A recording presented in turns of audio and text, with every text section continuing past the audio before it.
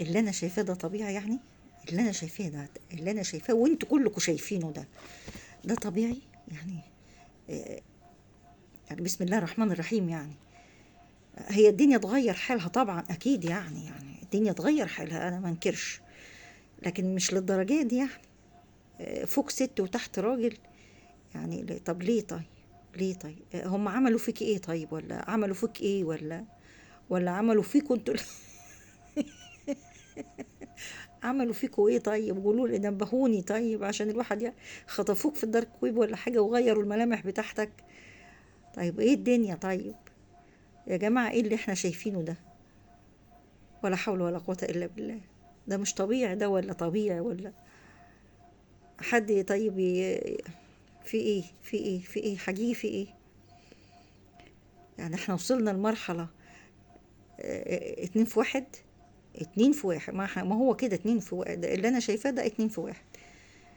لا وبترضع عيلها ولا ما بترضعش؟ ولا طب خلفته ازاي؟ ولا طب هي عندها رحم زي الستات ولا ما عندهاش؟ ولا طيب في ايه طيب يعني؟ هو في يعني طبيعي يعني؟ طب ولا ايه طيب يا جماعة؟ انا اتعفرت. طب قولوا لي طيب ايه الحل؟ طيب حد يثبت دماغي. بتعمل ايه بتعمل بتعمل ايه يا ست؟ ولا بتعمل ايه يا راجل؟ ولا والعيل ده ابن مين طيب؟ اللي بتلعبي بيه ده ابن مين؟ العيل ده ابن مين طيب؟ عايزه افهم طيب. اديني نبذه بسيطه عن حياتك الاوليه. ولا حول ولا قوه الا بالله. لا احنا وصلنا يا جماعه، شكلنا وصلنا من زمان بس احنا ما كناش عارفين.